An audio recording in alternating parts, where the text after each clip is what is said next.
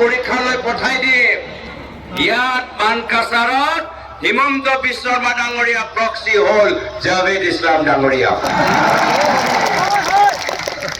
হিমন্ত বিশ্ব শৰ্মা ডাঙৰীয়া প্ৰক্সি হ'ল অসম গণ পৰিষদ দলৰ প্ৰাৰ্থী জাভেদ ইছলাম ডাঙৰীয়া এই কাৰণে মই কৈছো ভুলতে হিমন্ত বিশ্ব শৰ্মা ডাঙৰীয়া ভোট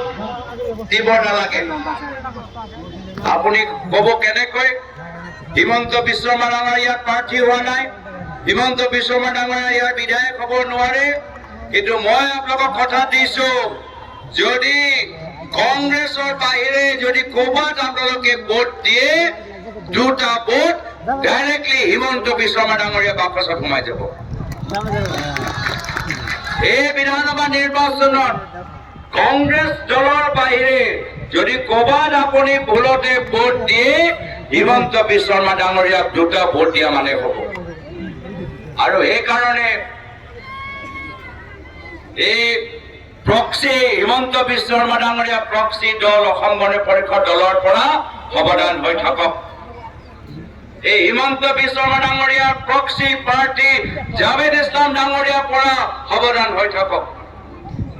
এতিয়াতো লাহে লাহে অসম গণ পৰিষদ দল বেলেগ বেলেগ সমষ্টিত দেখা পাইছো তাত অসম গণ পৰিষদ দল কৰা মানুহ কম আৰু AIDF কৰা মানুহ বেছি এইদিনা হিমন্ত বিশ্ব শৰ্মা ডাঙৰীয়া হনাই সমষ্টিৰ বিধায়ক গৰিমুদ্দিন বৰভূঞা ডাঙৰীয়াক লৈ ক'ত গ'ল তেখেতক এই অসম গণ পৰিষদ দলৰ ভিতৰত সোমাই দিলে আজি অসম গণ পৰিষদ দল আৰু AIDF দলৰ মাজত বেছি পাৰ্থক্য নাই এই AIDF কৰা মূল মানুহবোৰ এতিয়া অসম গণ পৰিষদ দলৰ ভিতৰত সোমাইছে যি AIDF দলৰ ভিতৰত মানুহবোৰ যি হিমন্ত বিশ্ব শৰ্মা ডাঙৰীয়াৰ লগত ৰাজনীতি কৰিবলৈ বিচাৰে হিমন্ত বিশ্ব শৰ্মা ডাঙৰীয়াৰ নেতৃত্ব হিমন্ত বিশ্ব শৰ্মা ডাঙৰীয়াৰ পৰামৰ্শ অনুসৰি কাম কৰিবলৈ বিচাৰে এই গোটেইবোৰ AIDF দলৰ মানুহবোৰ এতিয়া AIDF দলৰ স্থান নাপায় এতিয়া গৈছে ক'ত অসম গণ পৰিষদ দলৰ ভিতৰত তো এইকাৰণে এই অসম গণ পৰিষদ দলৰ পৰা আমাক সাৱধান হ'ব লাগিব অসম গণ পৰিষদ দলক ভোট দিয়া মানে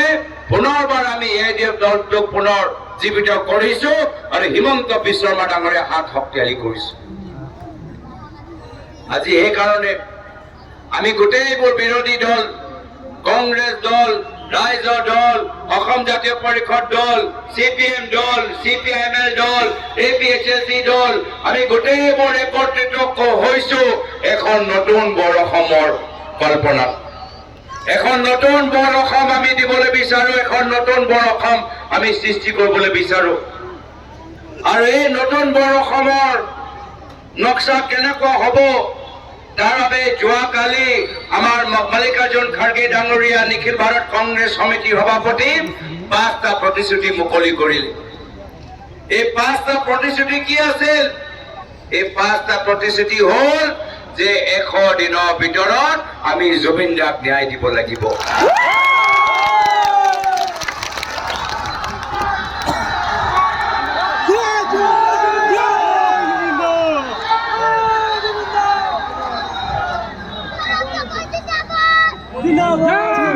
জুবিন দাই কৈছিল মোৰ কোনো ধৰ্ম নাই মোৰ কোনো ধৰ্ম নাই মোৰ কোনো ধৰ্ম নাই তেখেতৰ দৰ্শনৰ বৰ অসম আমি সৃষ্টি কৰিবলৈ বিচাৰো আৰু ন্যায় দিবলৈ বিচাৰো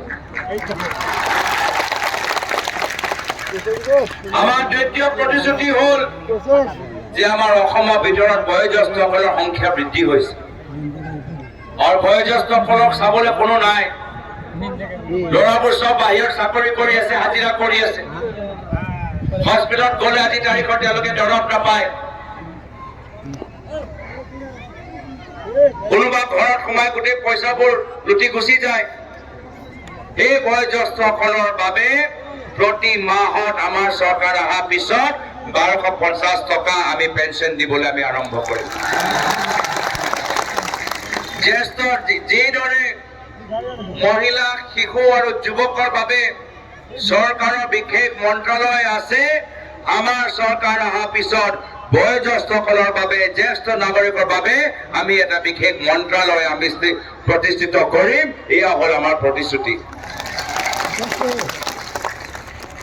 আমাৰ প্ৰতিশ্ৰুতি হ'ল আমাৰ মহিলাসকলক বহুতে আজি নিজৰ ব্যৱসায় আৰম্ভ কৰিবলৈ বিচাৰে আৰ্থিক সংকটৰ বাবে নিজৰ ব্যৱসায় আৰম্ভ কৰিব নোৱাৰে আজি সেইসকলক আমাৰ কথা হ'ল যে আমি তেওঁলোকক 50,000 টকা দি নিজৰ ব্যৱসায় আৰম্ভ কৰিবলৈ আজি তাৰিখত মূল্য বৃদ্ধি হোৱাৰ পিছত আমি বিচাৰো যে সকলোৱে কিছুমান উপাৰ্জনমূলক কামখিনি কৰক মাত্ৰ এজনৰ হাজিৰা বা এজনৰ দৰমহাত আমি ল'ৰা ছোৱালীবোৰ ডাঙৰ কৰিব নোৱাৰো উচ্চ শিক্ষা দিব নোৱাৰো আজিকালি উচ্চ শিক্ষা খৰচ বাঢ়ি গৈছে আমি সকলোৱে উপাৰ্জন কৰিব লাগিব যিমানে যিয়ে নহওক এনেদৰে আমি প্ৰতিশ্ৰুতি ওলাইছো যে আজি চিকিৎসাৰ ক্ষেত্ৰত বহুতখিনি পইচা তাতে খৰচ হয় আমাৰ চৰকাৰ আহিলে 25 লাখ টকা বিনামূল্য স্বাস্থ্য বীমা আমি মানুহৰ মাজত লৈ যাম বহুত মানুহৰ ভূমি নাই বানপানী আৰু বৰষুণৰ কাৰণে বহুতৰ ভূমি নাই আমি ভূমিহীন মানুহক ভূমি দিয়া আমি সংকল্প লৈছো এয়া হ'ল আমাৰ প্ৰতিশ্ৰুতি আজি সেইকাৰণে আমি ৰাইজক সেৱা কৰিবলৈ ওলাই আহিছো যিদৰে প্ৰায়তঃ তৰুণগদেৱে ৰাজনীতিৰ যোগেদি অসমৰ ৰাইজক সেৱা কৰিলে সকলোকে মৰম কৰিলে সকলোকে সন্মান কৰিলে সেই একেই আদৰ্শ লৈ আমি ৰাজনীতিত ভৰি দিছো সেইকাৰণে সকলোকে অনুৰোধ জনাইছো যে আহক আমি অসমখন উদ্ধাৰ কৰো